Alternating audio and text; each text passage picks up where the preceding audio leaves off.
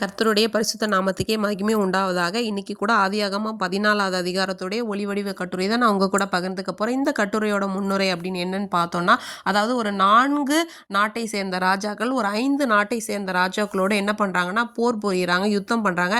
அந்த டைமில் ஆப்ராம் சகோதரன், அதாவது அவனுடைய சொந்தக்காரன் இருந்த ஊராகிய சோதோமிலேயும் வந்து என்ன பண்ணுறாங்கன்னா அந்த ராஜாவோட யுத்தம் பண்ணும்போது அந்த நாட்டில் உள்ள எல்லாரையும் என்ன பண்ணுறாங்கன்னா அவங்களுக்கு அடிமையாக என்ன பண்ணுறாங்க சண்டை போட்டு ஜெயித்து எடுத்துகிட்டு போகிறாங்க. அதில் இந்த லோத்தும் அவருடைய குடும்பம் அவருடைய பொருள் எல்லாம் போகுது. இந்த விஷயம் ஆபிரகாமுக்கு தெரிய வந்தப்போ ஆபிரகாம் வந்து எப்படி அதை வந்து அவங்க அதில் வந்து செயல்பட்டு அவங்கள மீட்டுறாங்க, அதுக்கப்புறமா ஏசப்பாவுடைய ஆசீர்வாதத்தை அவங்க எப்படி வெளிப்படுத்துகிறாங்க அப்படிங்கிறத இந்த அதிகாரத்தோட கடைசியிலும் விளக்கியிருப்பாங்க. அதை பற்றி தான் நம்ம இன்னைக்கு பார்க்க போகிறோம். அதாவது 4 ஊர்களோட ராஜாக்கள் எந்தெந்த ராஜாக்கள் பார்த்தோம்னா ஸ்னேயர் ராஜா, ஏலாசாரின் ராஜா, ஏலேமின் ராஜா, ஜாதிகளின் ராஜா அப்படிங்கிற பேர் எல்லாம் இதில் தெளிவாகவே கொடுத்துருக்கு.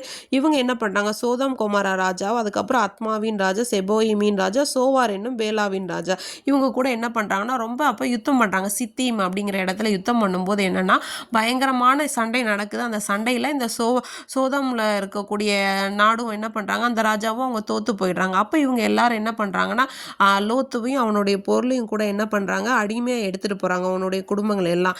இந்த விஷயம் வந்து ஆப்ராமுக்கு அந்த சண்டையிலேருந்து தப்பி வந்த ஒருத்தர் மூலமாக தெரிய வந்தது.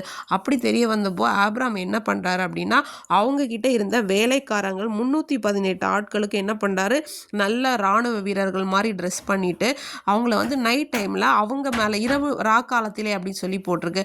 அந்த டைமில் அவங்க மேலே பிரிந்து பார்ட்டாக ஒவ்வொரு பகுதியாக என்ன பண்ணுறாங்க அவங்க மேலே என்ன பண்ணுறாங்கன்னா விழுகிறாங்க. அவங்கள துரத்தி அவங்கக்கிட்ட இருந்த எல்லா பொருளையும் என்ன பண்ணுறாங்க திருப்புறாங்க. சகல பொருட்களையும் திருப்பி கொண்டு வந்தான். அவங்க சகோதரனாகிய லோத்து, அவனுடைய பொருட்கள், ஜனங்கள் எல்லாருமே வந்து என்ன பண்ணாங்க திரும்பி கொண்டு வந்தாங்க.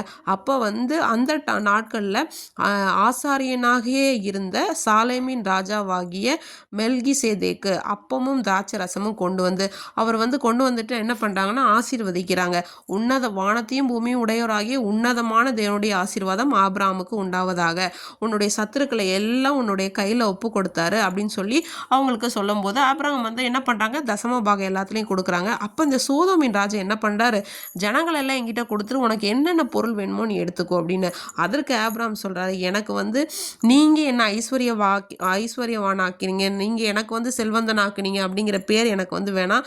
ஒரு சரட்டையோ ஒரு பாதரட்சியின் வார் கூட எனக்கு உங்களுக்கு உண்டானது எதுவுமே எனக்கு வேண்டாம். வானத்தையும் பூமியும் உண்டாக்கின கர்த்தர் இடத்துலேருந்து எனக்கு நான் அவருக்கு நேராக கையை ஒருத்தர் எனக்கு ஒத்தாசை வரும் அப்படிங்கிற மாதிரி சொல்கிறார். அதாவது ஒரு பெரிய ராஜா முன்பு என்னுடைய தேவன் மாத்திரமே எனக்கு ஒத்தாசை அப்படிங்கிறது ரொம்ப தெளிவாகவே வெளிப்படுத்தியிருப்பார். நாமும் கூட அப்படி வாழ்வோமாக. ஆமீன்.